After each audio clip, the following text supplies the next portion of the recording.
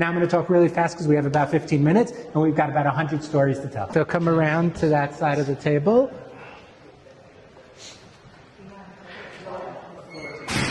Okay, so this is really on the fly, like I said. Usually I would do this for about 45 minutes to an hour. We're going to do it real short, and so we're going to jump right in, okay? Now you guys are all holding your phones, but I need a volunteer who reads Hebrew. Okay.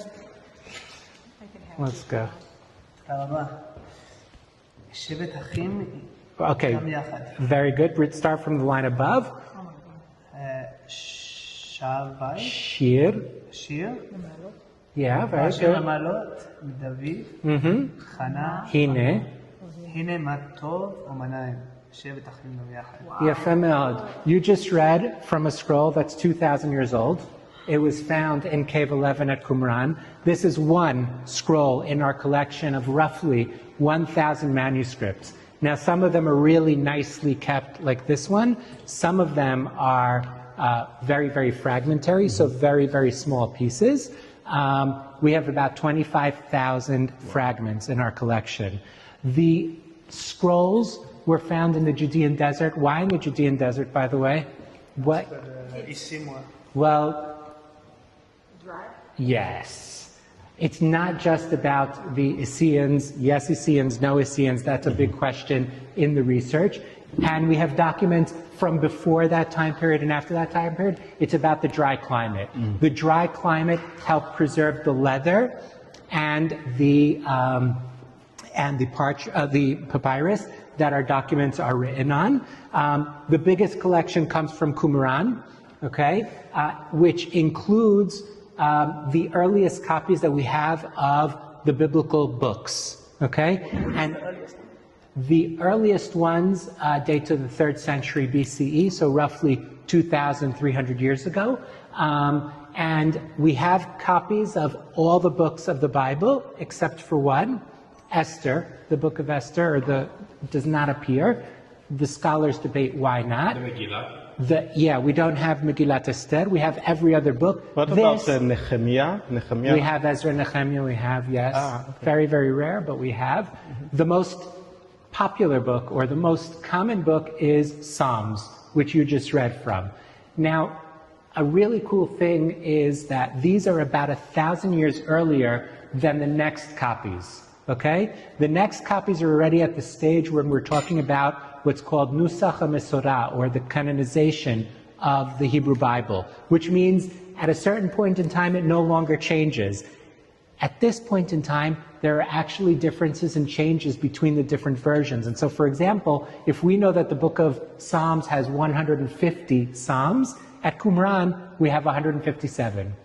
Okay? There are 7 additional Psalms that were not known until the discoveries at Qumran. I asked our young friend, Levi, to read from the scroll, and he very quickly was able to read from it because in the Second Temple period, they used square Hebrew script. This is the same square Hebrew script that we use today, and it's the same, wait 1 second, don't give it away, and it's text that he's familiar with because it's from the book of Psalms and he is familiar with the text. Now there's one word that Levi pointed to, which appears here, and here, and here, and here, and here, and here, and that's not written in square Hebrew script. It's written in Paleo-Hebrew.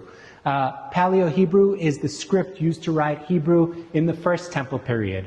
In the Second Temple period, they know how to write this, but they save it for very specific purposes. And in this case, it's to write the name of God, Yud He Vav He, which they write in Paleo-Hebrew. So, quick question, if it's possible. There are other names of God, like Elohim. Are those also written in Paleo-Hebrew, or just the... Take a look right here, and then we're going to do a little bit of... What is... Elohim. Okay? So just the Tetragrammaton, which is the Yud He Vav He. Just one more thing about this scroll, because we're running out of time. Do you see all the blackened area? Mm-hmm. Yeah. That is due to exposure to moisture. When this scroll was found, I'm going to have a picture of it. Ignore everything. There we go. That's this. Okay? This is one sheet out of 5 of that scroll that you see up there with the red circle around it. You can see the blackened area on top. That's due to exposure to moisture. It was found in a jar?